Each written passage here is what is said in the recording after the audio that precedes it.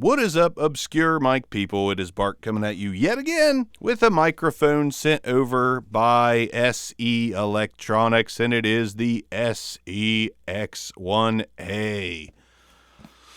SEX1A, small diaphragm condenser microphone. Comes with a clip. I don't know what I did with the clip. Sorry, SE, my bad. But it's a pretty nice microphone. I'll show it to you. I'm not going to do the B-roll stuff on this one because it's pretty basic.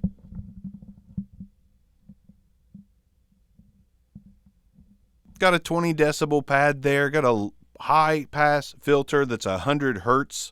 And the 100 hertz high pass was actually enabled on accident. I just turned that off. So this is the actual sound of the microphone. I'm not going to start over. It's just a high pass filter. It can be fixed, and I fixed it.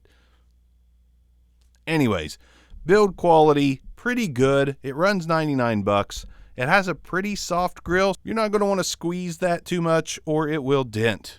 We don't want to do that. It's a pretty nice mic, especially for a small diaphragm condenser microphone. We don't want to do that. And I'll tell you something. Today is the return, just because I felt like switching it up, of the Taiyun Q12, which I'll link down below, which runs about 20-30 bucks. And every time I hook this little device up, even though it's 16-bit, 48 kilohertz, it continues to surprise me. The headphone amp is pretty good. Everything about it's pretty good, and it's shocking sometimes. But the X1A is the star of this video, and we're going to do some tests and do one comparison to a mic that I think this is meant to rival, or at least should be meant to rival, because there's a couple $100 small diaphragm condenser microphones that sound pretty good and have pretty good build quality and are very desirable to the eye. And I'll show you that in a minute. But first, Peter Piper picked a peck of pickled pineapple pizza. Peter Piper picked a peck of pickled pineapple pizza. Now, when you get right on top of the SEX1A, this is what it sounds like. When you're directly on top of the SEX1A, this is what it sounds like. I'm going to do some off-axis rejection. Talking into the front of the microphone, now we're going to go 90 degrees off-axis, 180 degrees off-axis with some handling noise, 90 again, and back around to the front of the microphone, maybe. Now we're at the front of the microphone. Let's enable some switches, bitches. Sorry, I didn't mean to call you guys that. That's rude. I don't want to call you guys names, but switches and bitches just goes together so dang well. Enabling the 20 dB pad now. Enabled. And that did cut roughly about 18 dB off. So pretty close. Now that's off. No noise when enabled. Low cut filter like you heard at the beginning of the video because I've got my crap together.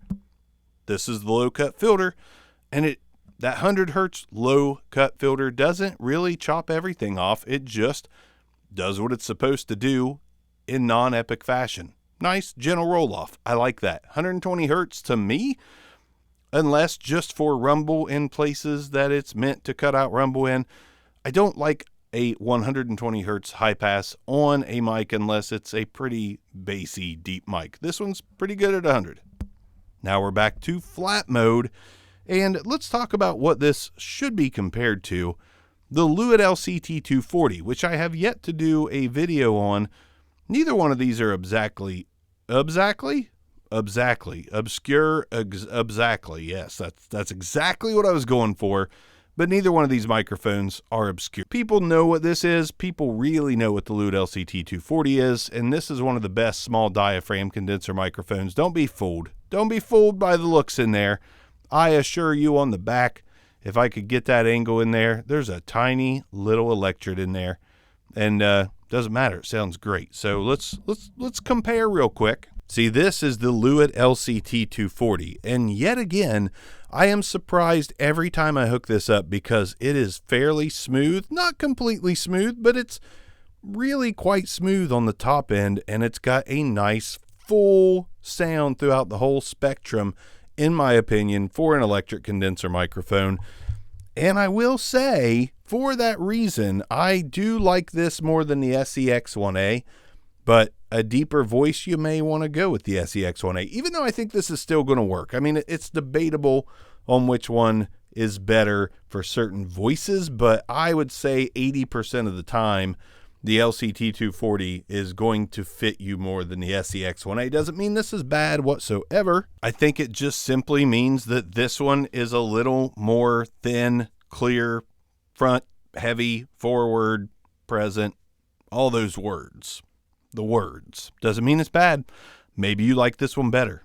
I don't know. I think it's a little harsher up top for sure. And I think the warmth of this one is a little better. And the top is nice and smooth. I think this is just, to me, easily the better choice, even though it's not always $100. So this is $130 sometimes or $120.